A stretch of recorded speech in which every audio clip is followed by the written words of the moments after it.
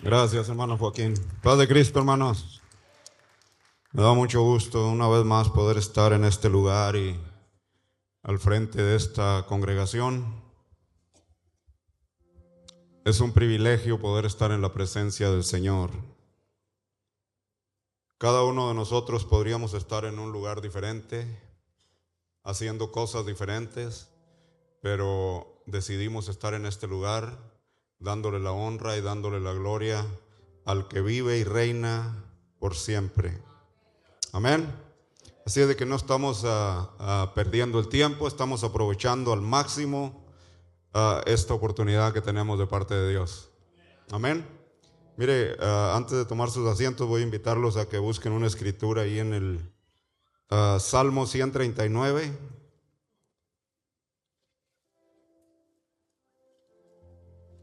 Vamos a estar mirando ahí el verso 7 al verso 12.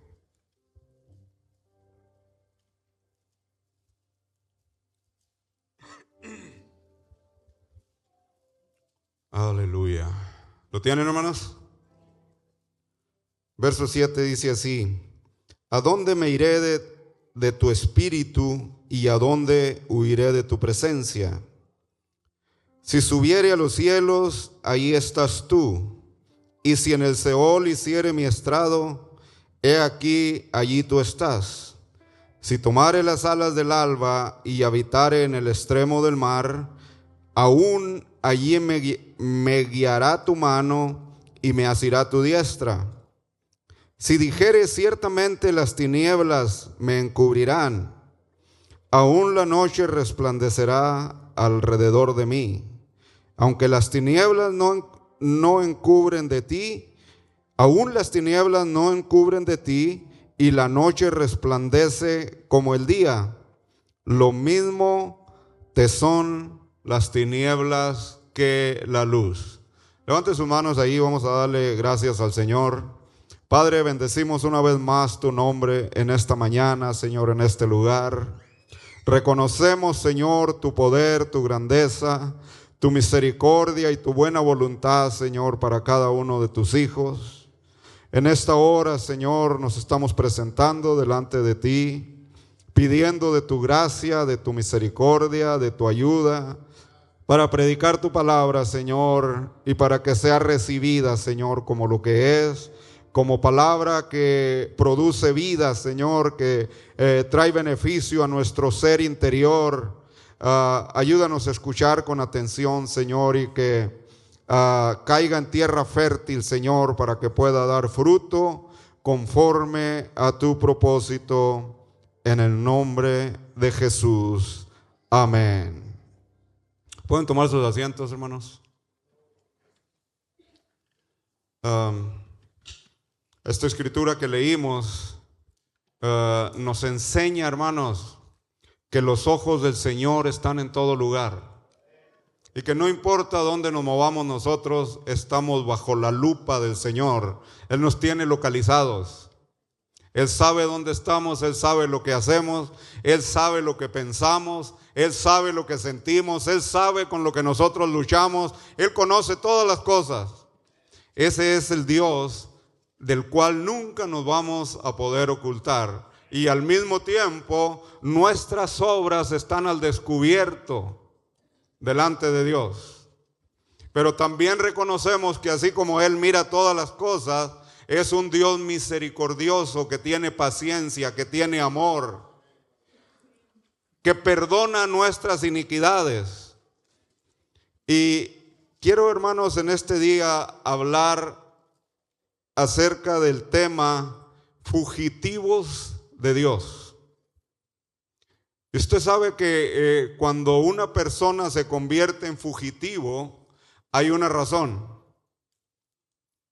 Y normalmente cuando una persona hace algo o algo pasa en su vida, nunca se queda en el mismo lugar. Se va hacia un lado o se va a otro lado. Y el Señor nos hace la invitación que nos acerquemos a Él, pero nunca vamos a permanecer en el mismo lugar. Si no nos acercamos al Señor, nos vamos a ir para otro lado. ¿Cuál es la situación de un fugitivo? La situación de un fugitivo es que alguien lo va a encontrar si se queda en el lugar que está para rendirle cuentas o para pedirle cuentas por algo que hizo. Y quiero decir con esto, hermanos, que en un momento o otro, todos nos convertimos en fugitivos de Dios.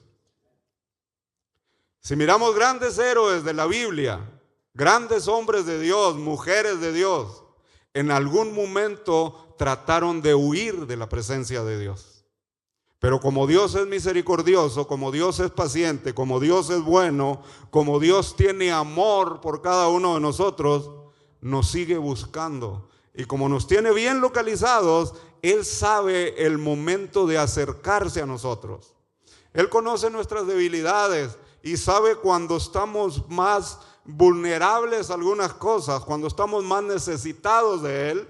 Entonces se acerca con mucho amor, independientemente de lo que hayamos hecho, independientemente de cuánto nos hemos alejado de Él. Él todavía nos busca y nos ofrece su amor y su gracia para nuestras vidas.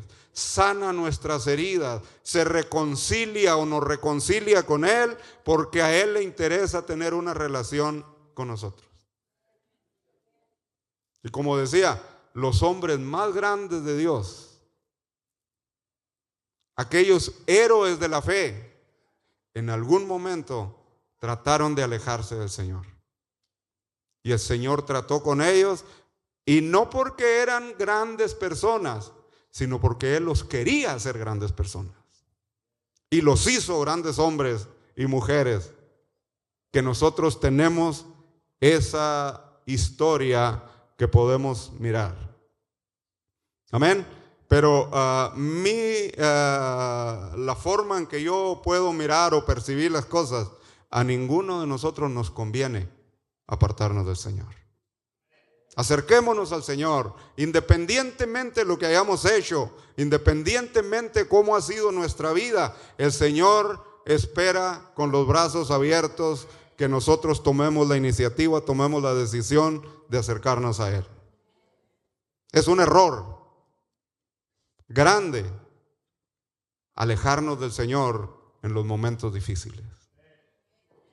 Los momentos difíciles es cuando más necesitamos al Señor. Y ahí está el Señor para ayudarnos. Amén. Tenemos ejemplos, hermanos. Tenemos el ejemplo de Elías. Elías huyó del Señor. Tenemos el ejemplo de Jonás. Jonás se alejó del Señor. Se alejó de la voluntad de Dios. Siguió sus propios caminos. Pero el Señor en su momento trató con ellos y llegaron a ser grandes hombres delante del Señor. Pero en este día, hermanos, quiero hablar de un personaje que muy conocido, que se llama Moisés. Moisés. Y nosotros conocemos al gran caudillo, al gran libertador, que es Moisés, porque la historia así lo presenta. Pero déjeme decirle que Moisés fue uno de los hombres más correlones cuando estaba lejos del Señor. Y ahora lo miramos nosotros a Moisés. La historia nos relata la vida, no nada más el triunfo, las victorias de Moisés, también nos relata las derrotas y fracasos de Moisés. Hay un proceso para llegar a ser el gran Moisés, de cuando era aquel Moisés que decidía huir de la presencia de Dios. La Biblia nos enseña por lo menos 2 ocasiones que miramos a Moisés corriendo. Pero nos enseña también el final de la vida de Moisés, que nadie le podía hacer frente a ese Moisés que huía de la presencia del Señor. Pero tuvo que pasar por un proceso. Dios tuvo que moldear la vida de Moisés porque tenía un plan y un propósito para él. No se asuste, hermano, si Dios está tratando con su vida, es que Dios lo quiere convertir en una mejor persona. Dios quiere que sea un gran hombre o una gran mujer de Dios. Entonces, lo único que tenemos que hacer es confiar en el Señor. Amén.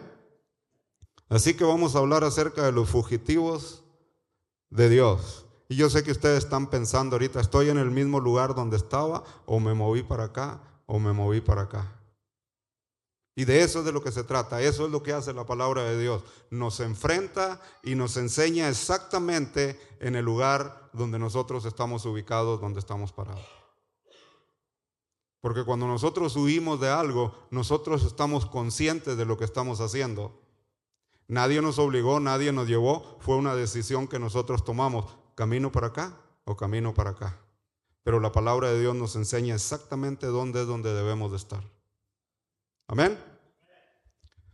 Entonces, todo el tiempo, hermanos, en nuestra vida, cuando tomamos decisiones, hay razones por qué tomamos esas decisiones. Muchas veces hacemos decisiones equivocadas inconscientemente, muchas veces hacemos decisiones equivocadas conscientemente de que nos va a traer resultados. Y la realidad es que todo tiene un resultado final. ¿Es bueno o es malo? Depende qué fue lo que nosotros decidimos hacer. Los que estamos aquí porque nosotros decidimos estar aquí. Porque Dios ha tratado con nuestras vidas. Algunos hemos decidido entregarle la vida al Señor, otros están en proceso de entregar la vida al Señor, pero están aquí por voluntad propia. Y número uno, porque Dios quiere que estemos en este lugar. Dios nos está llamando al mejor lugar. Gracias, hermano. Entonces, vamos a analizar un poquito la vida de Moisés. ¿Quién era Moisés? Fíjese, Moisés venía de una tribu sacerdotal, la tribu de Leví, donde por asignación misma del Señor era la tribu que debería de ministrar y debería de servir al Señor. Y llegó el momento, conocemos la historia, la situación donde cayeron en esclavitud, donde pasaron tantas cosas. Cuando ya estaban en esclavitud, dice la historia que el pueblo clamó al Señor y Dios los escuchó y escogió a Moisés como libertador de su pueblo. Y cómo Dios acomodó las cosas para que de un pueblo en esclavitud, cuando estaba a punto de ser exterminado, porque era una orden que había sido dada de parte del rey o del emperador de ese tiempo, el faraón de Egipto, que todos los niños que nacieran varones fueran terminados. Pero Dios se las ingenió para librar a Moisés y para llevarlo e introducirlo directamente en la casa de Faraón. Y fue criado bajo toda la sabiduría, cómo se manejaba en ese tiempo el imperio. Moisés conocía todas esas cosas. Pero cuando él creció, surgieron cosas, circunstancias que llevaron a Moisés a tomar una decisión de huir de ese lugar. Ustedes conocen la historia, cómo Dios preparó todas las cosas, cómo Dios instruyó a Moisés. Y Moisés, creyendo o tratando de hacer lo bueno, cayó en una situación que lo obligó a huir de ahí. Y quiero decir que todo eso no estaba fuera del plan de Dios. Moisés no entendía, pero Dios tenía planes. Y uno de los planes, dentro de esos planes, era formar a Moisés. Porque Moisés no quería escoger a alguien que estaba instruido bajo un imperio de un hombre, sino que él quería instruirlo como él quería que fuera, para poder llevar a cabo, para poder realizar su propósito.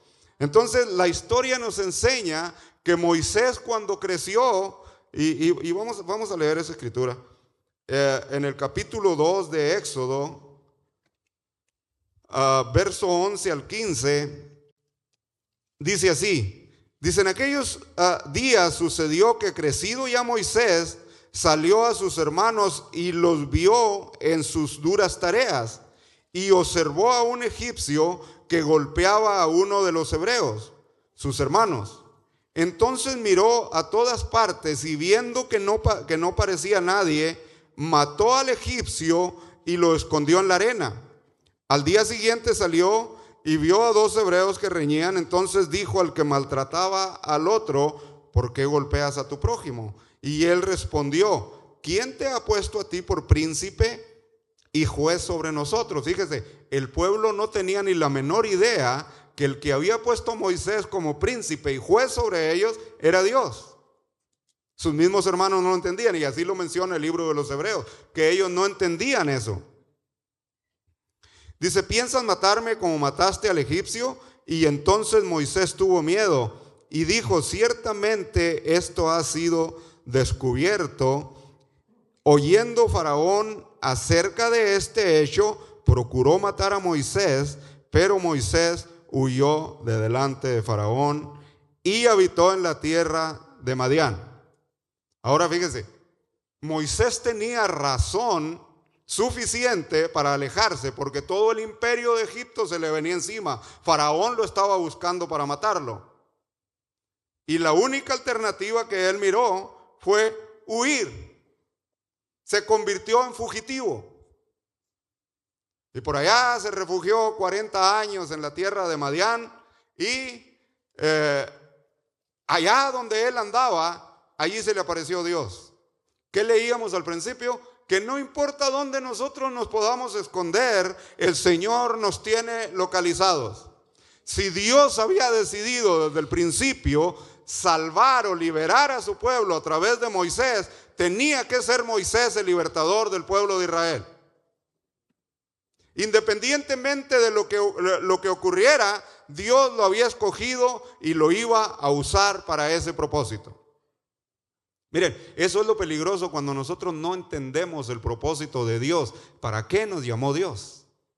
Cuando nosotros no entendemos con claridad el propósito de Dios, así como entendió el salmista, que el salmista dice: no me queda otra alternativa. Yo puedo tomar la decisión de huir, de alejarme del Señor, pero al final el Señor va a cumplir su propósito. Estoy convencido que a donde yo me vaya, ahí me va a encontrar el Señor. Yo no sé si hay alguien aquí que piense que con moverse de un lado para otro, el Señor ya no lo va a encontrar. Eso es imposible.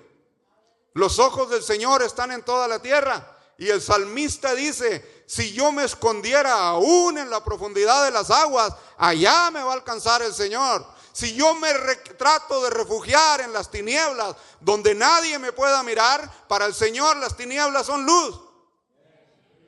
No hay nada que se pueda hacer. ¿Dónde me puedo meter que el Señor no me pueda encontrar?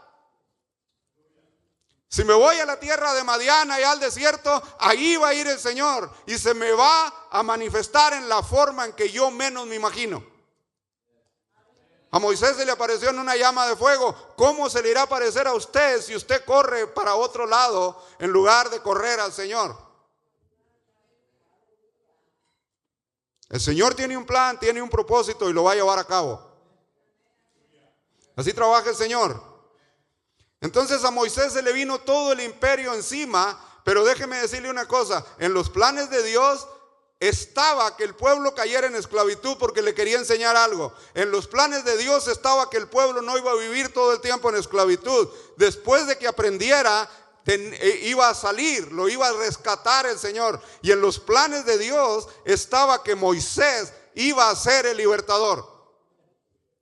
Ahora la pregunta que nos hacemos: ¿cuáles son los planes que Dios tiene para nosotros?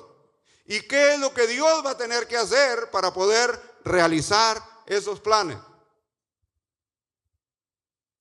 Mire, la palabra de Dios nos enseña que Faraón se convirtió en el enemigo principal de Moisés. Moisés tuvo que salir huyendo, pero Dios lo regresó para presentárselo otra vez a Faraón. Y nosotros pensamos a veces que Dios lo trajo a Moisés para, no quiero decir que para poner en su lugar a Faraón, pero Dios trajo a Moisés, lo presentó a Faraón para poner en su lugar a Moisés.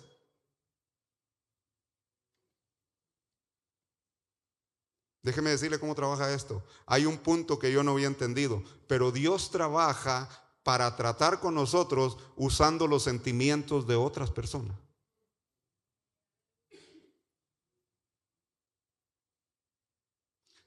Y vamos a analizar un poquito la vida de Faraón. Creo que en ocasiones hemos sido injustos con Faraón y nunca le hacemos justicia.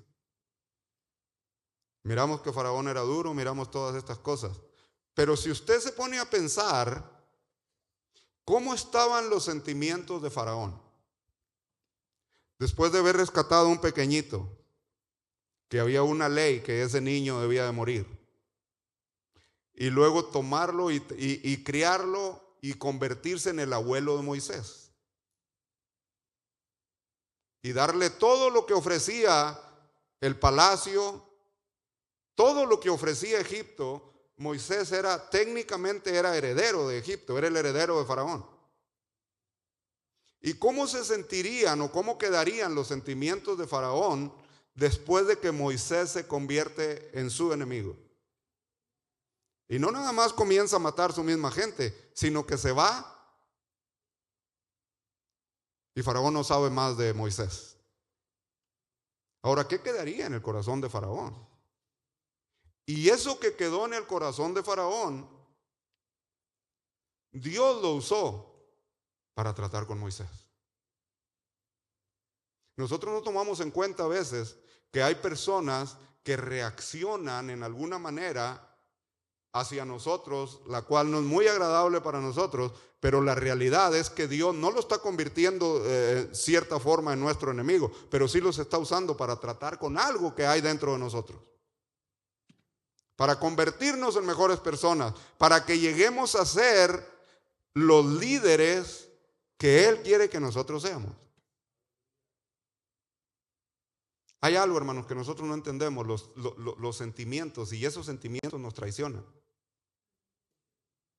A Moisés lo llevó un sentimiento, Faraón se quedó con otro sentimiento. Y Dios combinó esas dos cosas para tratar con Moisés.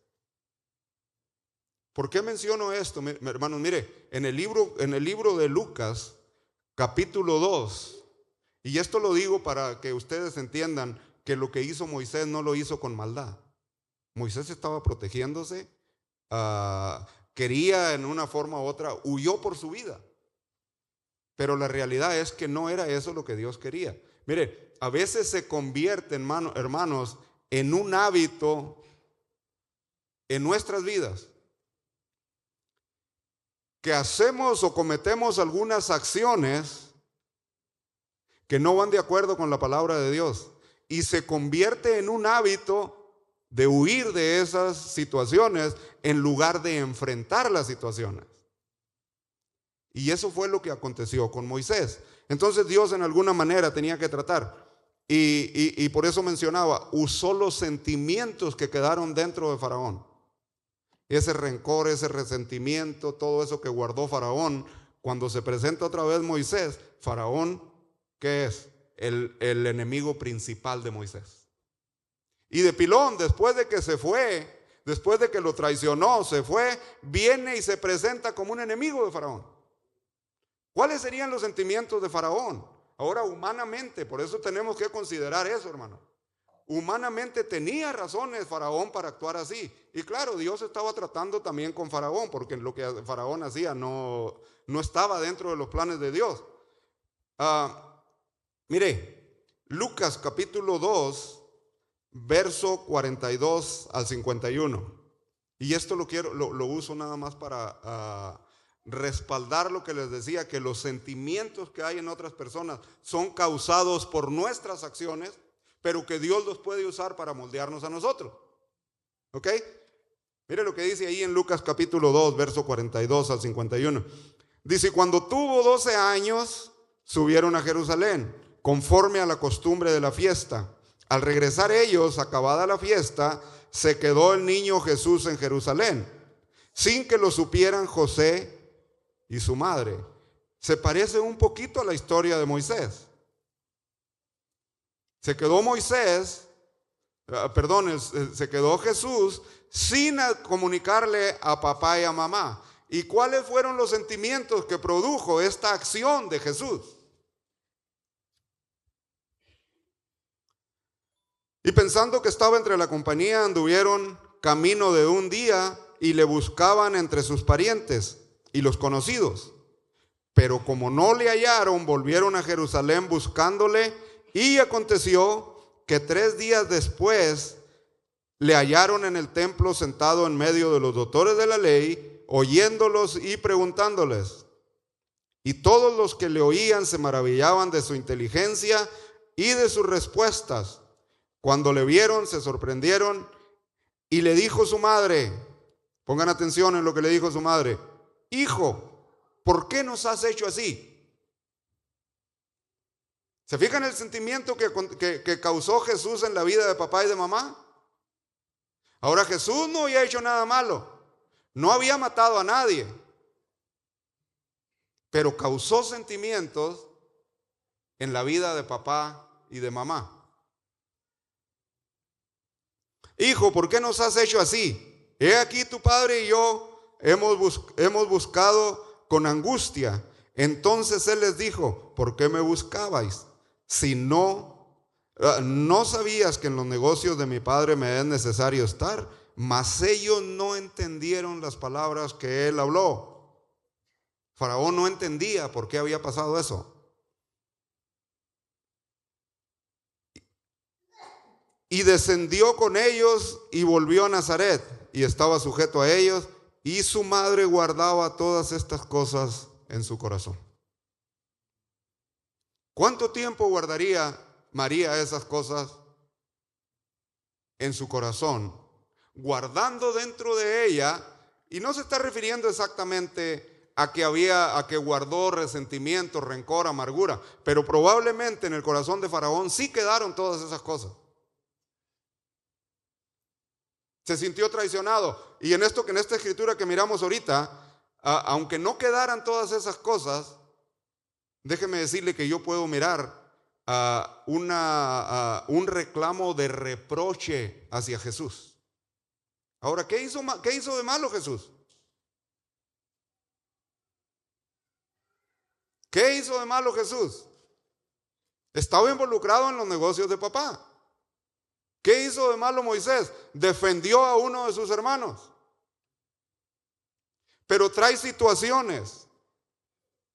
Lo único que miramos aquí, la diferencia que yo puedo mirar, es que Moisés huyó y Jesús se fue con papá y mamá y permaneció sujeto a ellos. Mientras que Moisés tomó una decisión y dijo: yo no me voy a quedar aquí porque peligro, voy a huir. Ahora vamos al capítulo 4 de Éxodo.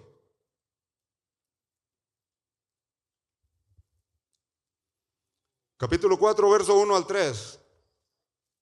Dice: entonces Moisés respondió: he aquí, ellos no me creerán, ni oirán mi voz, porque dirán: ¿no te ha aparecido Jehová? Y Jehová dijo: ¿qué es eso que tienes en tu mano? Y él respondió: una vara. Él le dijo: échala en tierra. Y la echó en tierra y se hizo una culebra. Y Moisés, ¿qué hizo? Huía de ella. Se había convertido en un hábito en Moisés huir de aquellas situaciones que le causaban miedo, que le causaban terror. Para él la mejor opción era echar a correr.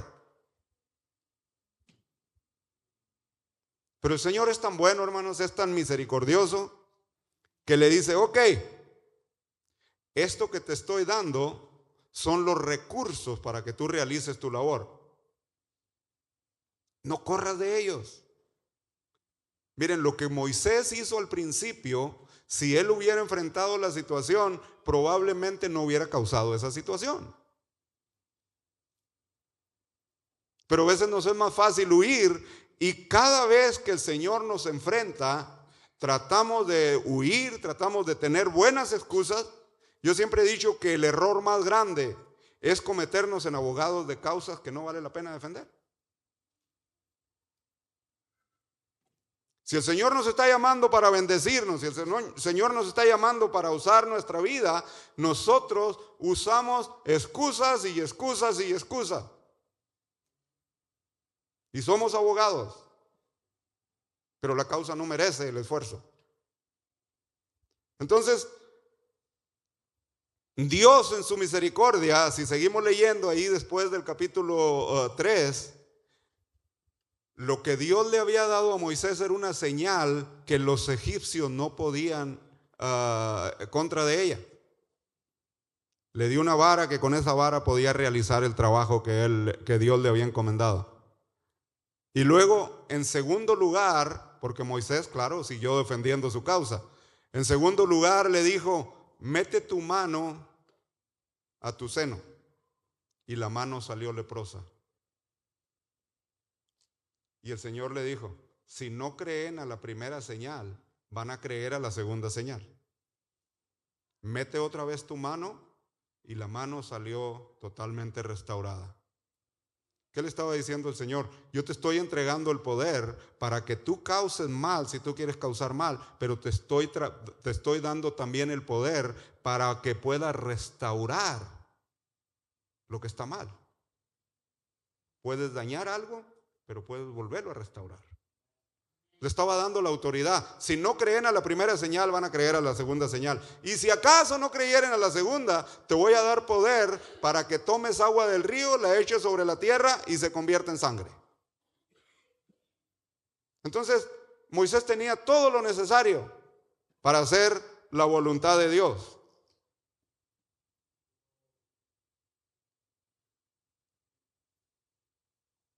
Pero tenía que dejar de ser un fugitivo. Y está hablando frente a frente con el Señor y todavía está defendiendo una causa que no vale la pena defender. Y la historia la conocemos, hermanos, el resto. Moisés tuvo que ser formado por Faraón, o más bien por el Señor. Pero el Señor, usando a Faraón para poder moldear y convertir a Moisés en un verdadero líder.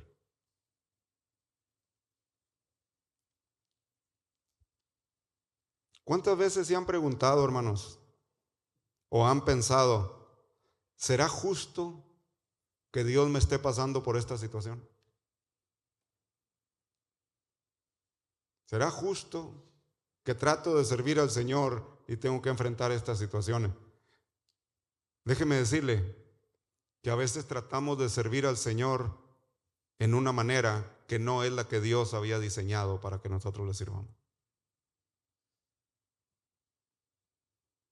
La palabra de Dios nos dice que Moisés fue escogido para liberar a Israel, pero el resto que miramos en la vida de Moisés no estaba dentro del plan de Dios. El Señor le dijo, tú vas a ser mi líder que vas a llevar, pero tú no tienes que matar a la gente. Yo me voy a encargar de eso. Dios tenía el poder para destruir a Egipto, para matar a los primogénitos, para abrir las puertas, abrir las aguas del mar y volverlas a cerrar para terminar con el ejército de Faraón. No era Moisés el que tenía que comenzar a matar egipcios. Moisés había sido diseñado para liderar al pueblo, para llevar al pueblo. El resto le pertenecía al Señor. Entonces, cuando nosotros nos alineamos con la voluntad de Dios y entendemos el plan y el propósito que Dios diseñó para nuestra vida, no nos metemos en otras situaciones que después nos van a traer como fugitivos. Hacemos nuestra parte y el Señor va a honrar nuestro trabajo. Entonces, preocupémonos por entender el propósito de Dios, para no andar corriendo de un lado para otro. En mi tierra hay un dicho que dicen que se mete uno en camisa de 11 varas y después le queda grande la camisa. No sé qué tanto son 11 varas, pero me imagino que nos queda grande.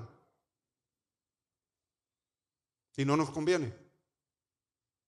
No nos conviene hacer eso. Nos conviene ajustarnos a la voluntad de Dios. Entonces, el primer principio, hermanos, hagamos lo que Dios nos encomendó.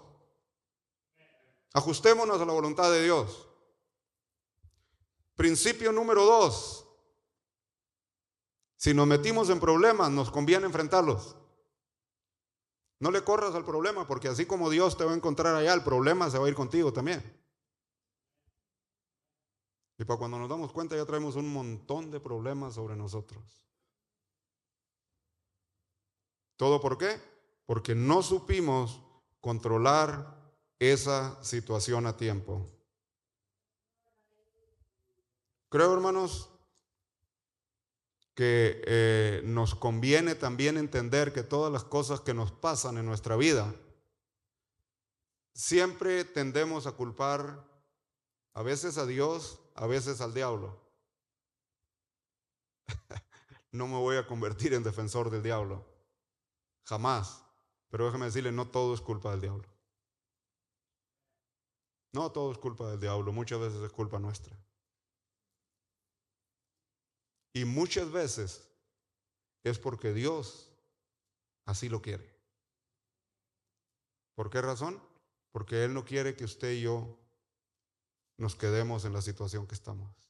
Él quiere enseñarnos algo. Y una vez que aprendemos algo o la lección que Dios nos quiere dar, Dios es tan misericordioso que quita cualquier situación de nuestras vidas.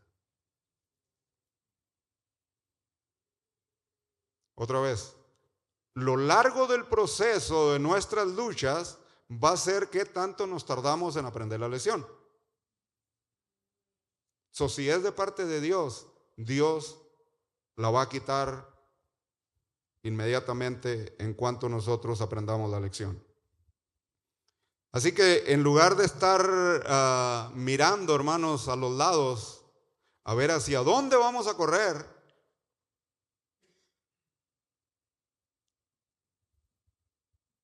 cuando esto se convierte en un hábito, antes de que acontezca antes de que venga el problema, nosotros ya tenemos preparado hacia dónde nos vamos. Y esa no es la voluntad de Dios. En lugar, hermanos, de estar buscando lugares a donde nos vamos a ir, mejor vamos a buscar la forma de hacer la voluntad del Señor. Busquemos la manera de hacer la voluntad del Señor. Mejor prepararnos para entender su plan y propósito y cómo responderle al Señor en una manera positiva. Amén. Preparémonos para servir al Señor. Si el Señor nos está llamando con un propósito. Número 1, para salvarnos. Número 2, para que le sirvamos. Y si caemos en esa situación, por eso levanta a Moisés y le dice, quiero que vayas y saques a mi pueblo de Egipto. ¿Para qué? Para que me sirva. ¿Se imagina un pueblo sirviendo al Señor con todo su corazón? ¿Qué podrá hacer el Señor? Si con un hombre puede hacer grandes cosas. Fíjese, a Sansón, ¿con qué lo equipó? Con una quijada de asno. ¿Y cuántos mató? 1000 personas en un día. Ahora Dios no quiere asesinos, Dios quiere servidores. A usted no le va a dar una quijada de asno, a usted le ha dado la Biblia, la palabra de Dios, y eso es más que suficiente para hacer la voluntad de Dios. Tenemos su palabra, tenemos el Espíritu Santo, tenemos todos los recursos.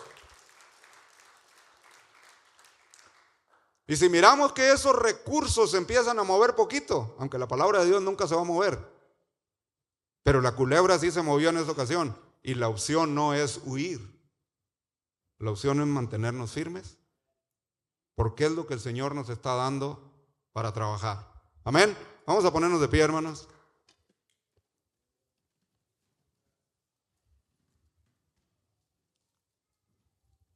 A lo mejor el hermano Josué nos puede cantar ese canto, ¿a dónde huiré de tu espíritu? ¿Y a dónde huiré de tu presencia? Es el mismo salmo que leímos. Si me voy hasta lo profundo de la mar, ahí vas a estar tú. Si no, cante nosotros.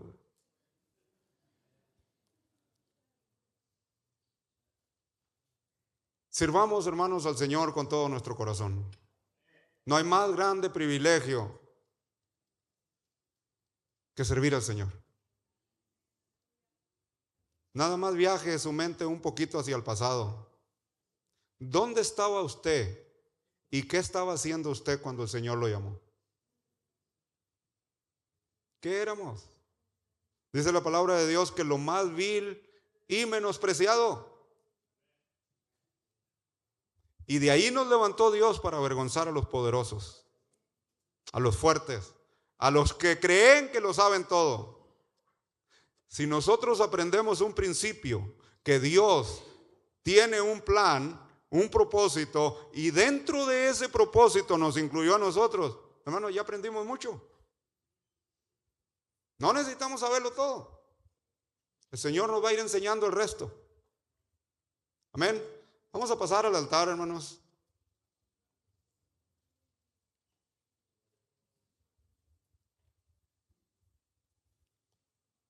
Déjeme decirle, en este altar no hay magia, pero sí acontecen cosas. ¿Por qué? Porque la presencia del Señor se derrama en este lugar.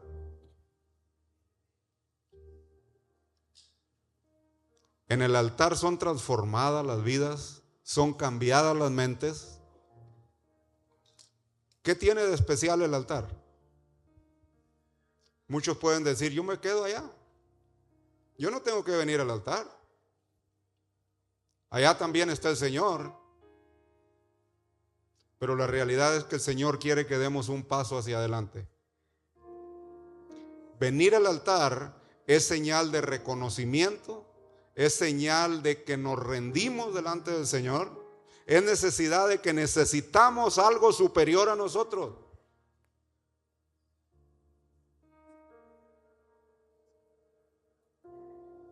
Y le estamos diciendo al Señor que queremos que trabaje en nuestras vidas. En el altar pueden suceder muchas cosas, siempre y cuando vengamos con el espíritu, la expectativa correcta de qué es lo que queremos recibir de parte de Dios.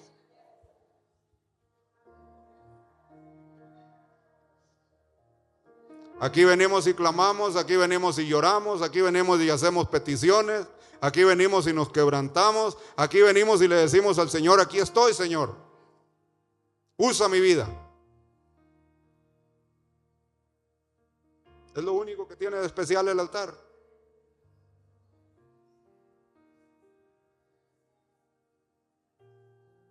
Lo único especial que hay en el altar. Y eso especial lo provocamos nosotros con nuestra actitud. Aquí no venimos huyendo, aquí venimos corriendo, pidiendo al Señor que tenga misericordia de nosotros. Y al mismo tiempo declarándole, Señor, si quieres usar mi vida, aquí está.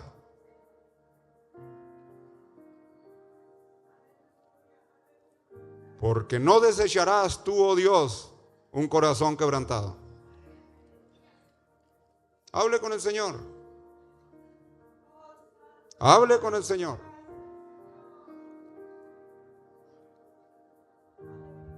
Una de las formas de reconocer, cuando venimos al altar no estamos hablando con un hombre, estamos hablando directamente con el Señor.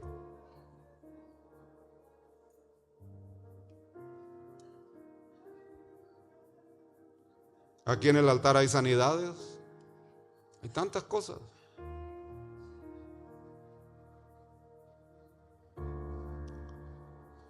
Después de un encuentro con el Señor podemos salir con una expectativa diferente, una persona diferente, pensamientos diferentes, metas diferentes.